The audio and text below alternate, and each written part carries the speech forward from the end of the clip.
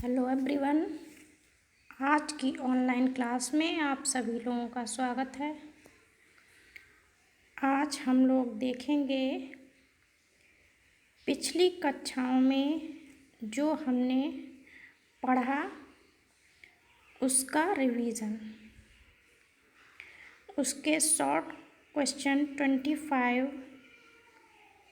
मैंने तैयार किए हैं जो इम्पॉर्टेंट भी हैं और पिछली कक्षाओं में जो हमने पढ़ा है उससे रिलेटेड भी हैं। तो देखते हैं कि ये 25 क्वेश्चन जो हमारी पिछली कक्षाओं पर निर्भर हैं। तो ये हैं हमारे क्वेश्चन।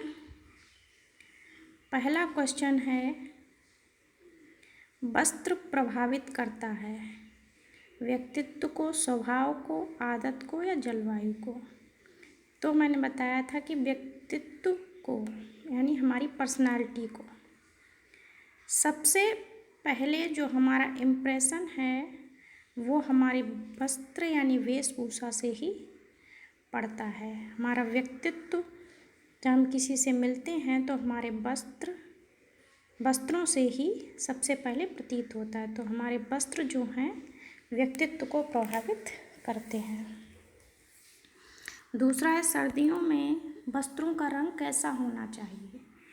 तो सर्दियों के वस्त्रों का रंग गहरा डार्क कलर के होने चाहिए, जैसे नीला, काला और चमकीले रंग जो हैं वो शादी पार्टी में अच्छे लगते हैं और हल्के रंग जो हैं वो किसी दुख या शोक के अवसर पर पहने जाते हैं। अगला है, सब्जियों में नीला व बैंगनी रंग किस कारण प्राप्त होता है। तो नीला और बैंगनी रंग जो है वो एंथ्रोसायनिन के कारण होता है। लाइकोपिन यानी टमाटर में जो लाल रंग है वो लाइकोपिन के कारण होता है और हरा रंग क्लोरोफिल के कारण होता है।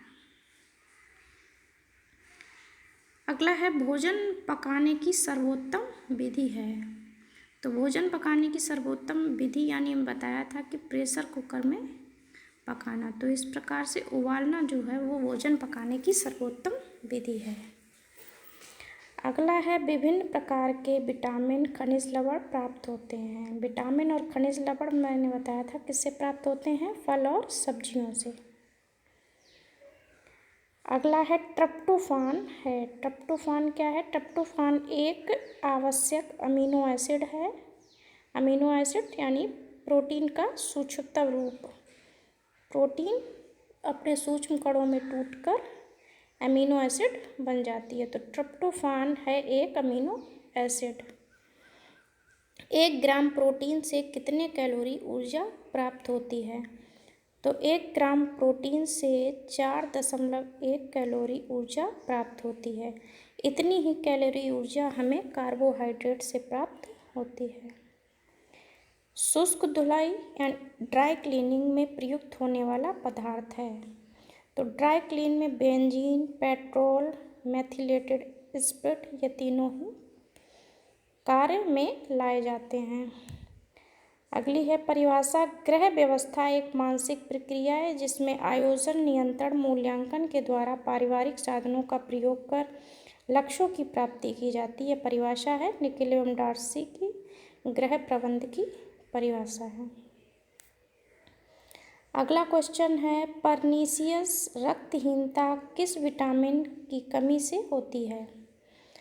तो यह हमारी परनीसियस रक्तहीनता ये विटामिन B12 का रासायनिक नाम है साइनोकोबालामिन, इसके कारण होती है। प्लेग्रा रोग यानी मंदबुद्धि रोग किस विटामिन की कमी से होता है। तो प्लेग्रा रोग और 4D कहते हैं। तो ये रोग जो है विटामिन B3 यानी नियासिन का रासायनिक नाम नियासिन, इसकी कमी से होता है। कौन सा विटामिन गर्म करने पर नष्ट हो जाता है? तो विटामिन सी जो है वो गर्म करने पर नष्ट हो जाता है, इसीलिए जो दूध है वो उबालने पर उसमें से विटामिन सी जो है वो नष्ट हो जाता है, और बाकी सारे पोषक तत्व जो दूध में है वो हमें दूध से मिलते हैं, लेकिन विटामिन सी नहीं मिलता है। उबले दूध में, कच्चे दूध में विटामिन सी पाया जाता है। मानव शरीर में प्रोटीन का भार होता है, तो हमारे शरीर में 20% जो हमारे शरीर का भार है उसका 20% भार जो है वो प्रोटीन का होता है। हमारे शरीर में कितने आवश्यक अमीनो एसिड की आवश्यकता होती है? तो हमारे शरीर के लिए 10 आवश्यक अमीनो एसिड की आवश्यकता होती है। कुल 20 अमीनो एसिड होते हैं, जिनमें से 10 आवश्यक होते हैं और 10 अनावश्यक अमीनो एसिड होते हैं। परिधान में क्षैतिज रेखाएं किस पर जचेंगी? था क्षैतिज रेखाओं से मतलब है लेटी हुई, पृथ्वी के समानांतर। तो ये जो है पतली स्त्री पर क्षैतिज रेखाएं जचेंगी। जल में घुलनशील विटामिन होते हैं, तो जल में घुलनशील विटामिन है बी और सी। अगला क्वेश्चन है, वसा में घुलनशील विटामिन है, तो वसा में घुलनशील विटामिन है ए डी ई के। तो है शरीर के निर्माण में सहायक है। अगला क्वेश्चन है, शरीर के निर्माण में कौन सा पोषक तत्व सहायक होता है? तो प्रोटीन तत्व जो है वो शरीर का निर्माण करता है। मांसपेशियों के निर्माण के लिए, तंतुओं के निर्माण के लिए प्रोटीन तत्व सहायक होता है। निम्न में से दूध में कौन सा अम्ल पाया जाता है? तो दूध में लैक्टिक एसिड यानी लैक्टिक अम्ल पाया जाता है। टैनिक अम्ल हमारा चाय में पाया जाता है, यूरिक अम्ल मूत्र में, और अमीनो अम्ल प्रोटीन में पाया जाता है। तो दूध में लैक्टिक अम्ल पाया जाता है। अगला क्वेश्चन देखते हैं, मैरास्मस रोग किसकी कमी से होता है? मैरास्मस ये बच्चों में होता है प्रोटीन की कमी से और कैलोरी की कमी से। प्रोटीन और ऊर्जा की कमी से मैरास्मस रोग जो है वो बच्चों में हो जाता है। प्रोटीन की कमी से मैरास्मस और क्वाशियरकर 2 रोग होते हैं, जिसमें से मैरास्मस जो है प्रोटीन और कैलोरी की कमी से हो जाता है। अगला क्वेश्चन है, मानव शरीर में कितने खनिज लवणों की आवश्यकता होती है? तो मानव शरीर में 24 खनिज लवणों की आवश्यकता होती है। हमारे शरीर को 24 प्रकार के खनिज लवणों की आवश्यकता होती है। विटामिन डी की कमी से वयस्कों में कौन सा रोग हो जाता है?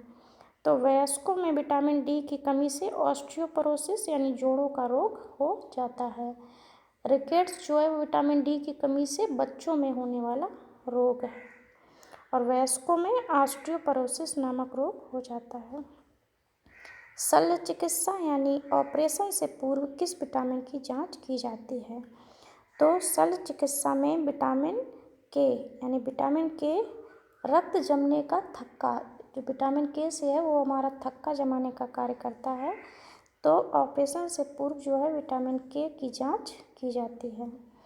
शरीर को सुरक्षा प्रदान करने वाले पोषक तत्व कौन से हैं? तो शरीर को सुरक्षा प्रदान करने वाले हमारे पोषक तत्व हैं खनिज लवण और विटामिन, निर्माण करने वाले हैं प्रोटीन और कार्बोहाइड्रेट, और ऊर्जा प्रदान करने वाले हैं वसा और कार्बोहाइड्रेट। तो शरीर को सुरक्षा यानी रोगों से रक्षा करते हैं खनिज लवण और विटामिन। 1 ग्राम वसा से हमें कितने कैलोरी ऊर्जा प्राप्त होती है? तो 1 ग्राम वसा से हमें 9 कैलोरी ऊर्जा प्राप्त होती है। 9 कैलोरी ऊर्जा जो है वो 1 ग्राम वसा से हमें प्राप्त होती है। तो आज की क्लास यही समाप्त होती है। उम्मीद है आपको ये 25 क्वेश्चन अच्छे लगे होंगे और पूर्व की क्लासों में पढ़ाए गए प्रकरण का रिवीजन भी हो गया होगा।